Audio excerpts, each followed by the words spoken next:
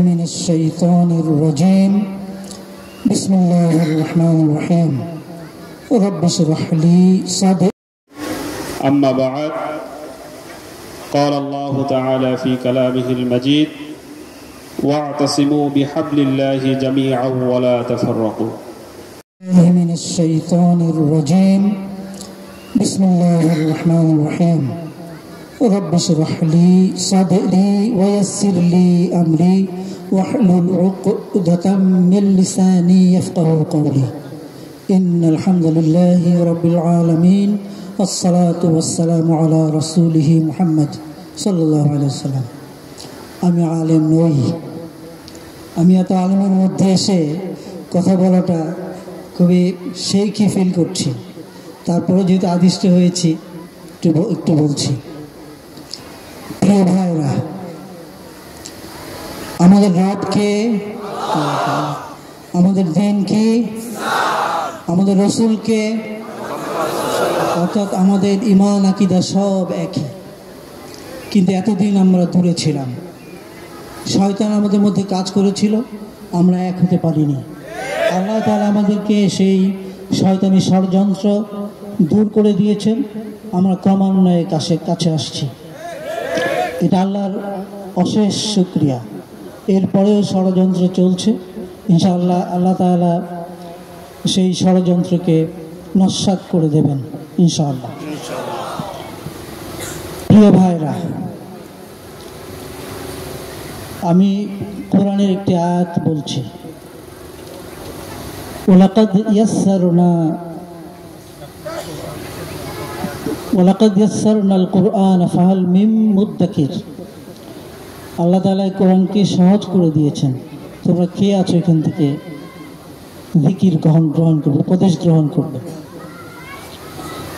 অর্থাৎ আল্লাহ তাআলা কোরআনকে আমাদের জন্য অত্যন্ত সহজ করে দিয়েছেন, কিন্তু এটা থেকে আমরা বেশিরভাগ মুসলমানই কোনো শিক্ষা নিই না। শুধুমাত্র আমরা রিডিং পড়ার মধ্যে থেকে আমরা এখান থেকে মূল হেদায়েত পাচ্ছি না। আরেকটা পড়ছি,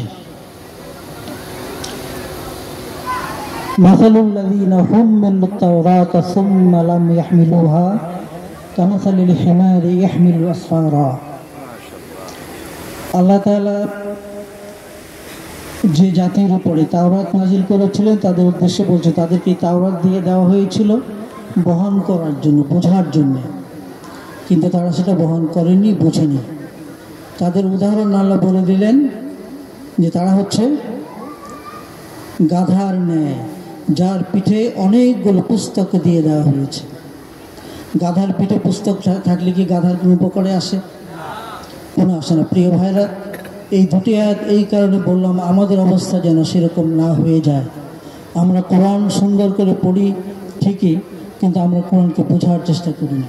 আমাদের সবার কিন্তু কোরআনটাকে বুঝে পড়ার চেষ্টা করা উচিত, এবং সেক্ষেত্রে আমরা সেই গাধার ন্যায় হয়ে যাব না ইনশাআল্লাহ।